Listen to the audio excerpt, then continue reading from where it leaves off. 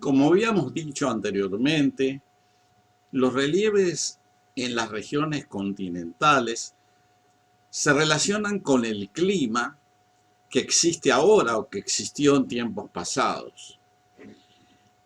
Nosotros ya habíamos hablado de la geomorfología de los países áridos, de las regiones áridas, que se caracterizan por mucha erosión en los interfluvios, en las colinas, y que terminan en aplanamientos erosivos de gran extensión. En muchas otras regiones donde el clima no es árido, sino que por el contrario es húmedo, los relieves evolucionan en forma completamente diferente. No hay prácticamente erosión en los interfluvios, en las colinas, en las sierras, y sin embargo hay erosión en los cursos de agua, en los cauces, en lo que se podría llamar los talvex, en la parte inferior de los valles, generando valles profundos cuando las alturas son suficientes y dando lugar a relieves muy particulares de tipo convexos. Estos relieves se caracterizan por estar cubiertos por frondosa vegetación. A veces pueden ser bosques de climas templados o pueden ser selvas tropicales. En todos los casos, vamos a continuar hablando de este tema y vamos a explicar cómo se desarrollan los relieves en los climas húmedos.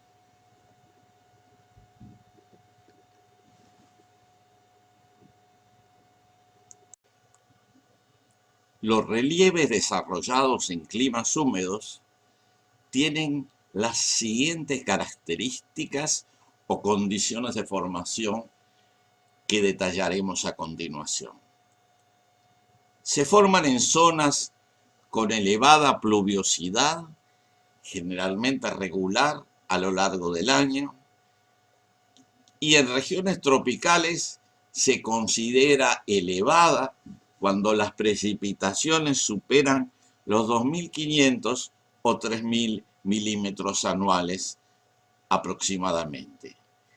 En regiones templadas o templado-frías pueden ser consideradas húmedas las zonas con precipitaciones de más de 1.500 o 2.000 milímetros por año.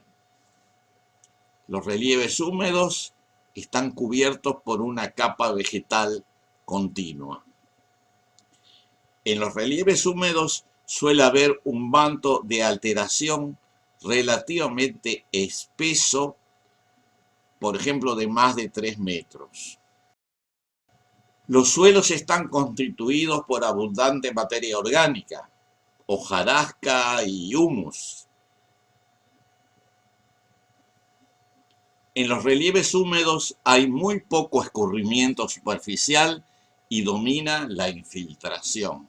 Las aguas en los relieves húmedos circulan subterráneamente dentro de las formaciones de alteración superficiales y suelos, lo que se llama escurrimiento hipodérmico, formando napas freáticas que descargan en el fondo de los valles fluviales.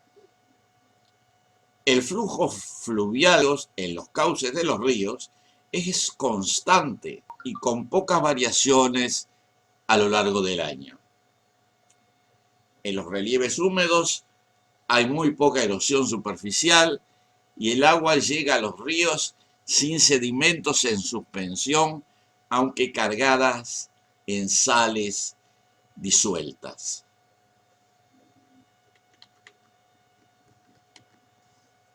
Los valles fluviales reciben agua sin sedimentos y con alta competencia erosiva y por lo tanto experimentan erosión en los cauces, que generalmente corren el sustrato geológico. Esta erosión es tanto mayor cuanto mayor sea la energía de relieve de la región considerada.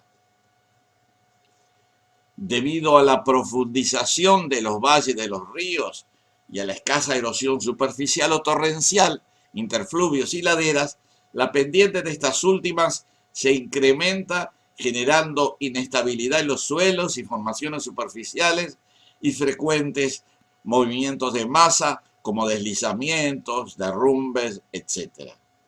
Debido a todo lo anterior, los relieves de los climas húmedos tienden a ser convexos, a diferencia de lo que ocurre en los climas áridos, donde los relieves tienden a ser cóncavos. Bueno, ahora vamos a hablar del sistema morfogenético o geomorfológico húmedo, que se relaciona con los lugares del planeta donde las precipitaciones son abundantes, la humedad es abundante en la mayor parte del tiempo, la mayor parte del año.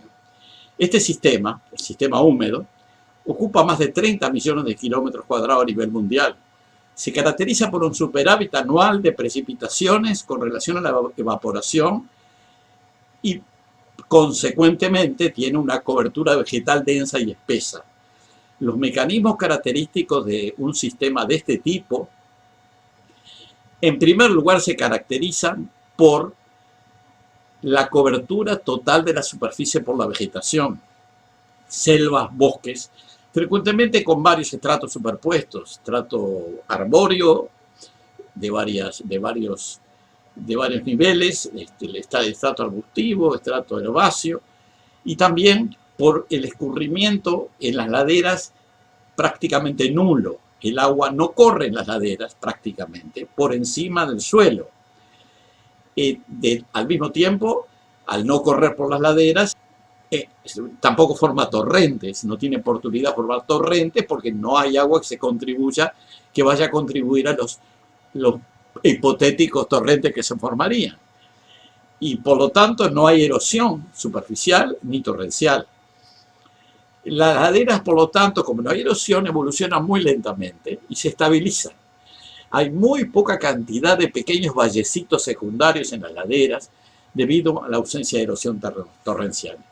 El aporte de materiales lateral a los talvex o valles principales es también muy escaso. Por lo tanto, los lagos fluviales no tienen sedimentos, reciben pocos sedimentos y entonces son pobres en sedimentos y entonces tienen gran competencia para erosionarse en el fondo y transportarse en el fondo los cantos rodados, etcétera, que se forman de esa erosión en el fondo. Pero la erosión es en el fondo del río, no es en las laderas. Los entalles y las incisiones en el fondo del lecho, en los valles, pueden ser muy profundos, que las laderas entonces pasan a ser muy empinadas, a veces extremadamente empinadas e inestables. Predomina la meteorización química, o sea, la hidrólisis, que es la hidratación y la formación de minerales basados en el agua, y al mismo tiempo se solubilizan las sales, los cationes que estaban en las rocas, como por ejemplo el sodio, el potasio, el magnesio, calcio y silicio, y son exportados en forma soluble en las aguas fluviales. Las aguas fluviales entonces están limpias de sedimentos, pero están cargadas de cationes. En las laderas queda el residuo, los cationes que no se van, que no se solubilizan, que son el aluminio y el hierro. Los suelos entonces pasan a ser suelos ricos en hierro y aluminio. En este caso son los suelos que se llaman ferrolíticos por esa razón. Además, se va gradualmente desarrollando un manto de alteración de espesor considerable a nivel de los suelos. La existencia de una cobertura vegetal densa y la presencia de un manto de alteración de cierta permeabilidad posibilita el amplio predominio de los procesos de infiltración frente a los descubrimientos superficiales. El agua se infiltra porque hay vegetación alrededor y no le permite a la vegetación escurrir, y ahí queda encima de la hojarasca y de a poco se va infiltrando para que la absorban las raíces en gran medida, y otra parte se va por escurrimiento que llamamos hipodérmico hacia los valles principales de los ríos. Por otra parte, los aportes laterales al curso fluvial dependen mucho más de las características de las napas hipodérmicas y freáticas que del ritmo instantáneo de las lluvias. A pesar de que llueve hoy, el agua no llega al río rápidamente, llega varios días después o incluso un mes después. Estas aguas estas capas actúan como un reservorio que se va vaciando lentamente cuando pasa cierto tiempo sin llover. impidiendo que se produzcan bajantes demasiado grandes a nivel de los cauces. El río permanece con el mismo nivel aproximadamente, sin grandes variaciones.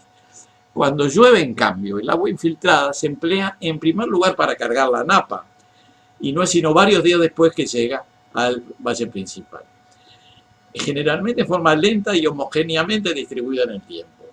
Todo esto provoca que el caudal de los ríos sea relativamente independiente de las lluvias recientes, de una gran regularidad. Debido a la presencia de un espeso manto de alteración, el sustrato aflora solamente en las laderas de pendientes más fuertes, aunque se le ve aflorar frecuentemente en los valles principales.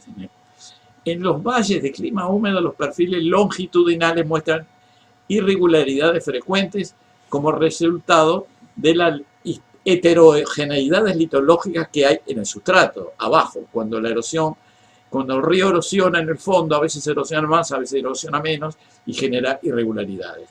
Por lo tanto, podemos decir que el control estructural de los valles es bastante fuerte en el fondo de los valles, pero es débil en las laderas y en los interfluvios. El resultado final de una evolución morfogenética húmeda es el desenvolvimiento de interfluvios convexos y valles con perfiles transversales en V. Las laderas de pendientes moderadas a suaves presentan escasos, tal vez, valles secundarios y en general están carentes de afloramientos. Esos son mucho más frecuentes cuando las laderas son abruptas. En ciertas zonas de estilo tectónico enérgico, los valles fluviales pueden profundizarse lo suficiente como para dar lugar a pendientes muy fuertes a las laderas. Pueden llegar a un cierto nivel de inestabilidad que puede dar lugar a deslizamientos y otros fenómenos de movimiento de masa. Por supuesto, esto depende de la densidad de la vegetación, del tipo de materiales, de la humedad del suelo y de la pendiente. Pero estos movimientos de masa pueden ser muy importantes, frecuentes, y al fin de cuentas son los principales agentes de modelado en los sistemas húmedos. No son los sistemas húmedos, los relieves de los sistemas húmedos no se forman por erosión de las laderas, erosión de los interfluvios, sino que se forman por los movimientos de masa. Los movimientos de masa, los deslizamientos, la solifluxión y otros procesos similares. Algunas regiones con este tipo de clima en morfogénesis son la costa noroeste de América del Norte, la costa este de América del Sur, del Río Grande do Sul hasta Espíritu Santo y la costa suroriental de África. Este video lo terminamos aquí y luego seguiremos avanzando con las interferencias y los sistemas que se desarrollan cuando hay cambios climáticos y sistema árido es sucedido con un sistema húmedo o al revés. Y en esos casos aparecen los relieves que son los más comunes en el planeta, que son una combinación histórica de ambos sistemas. Será hasta la próxima.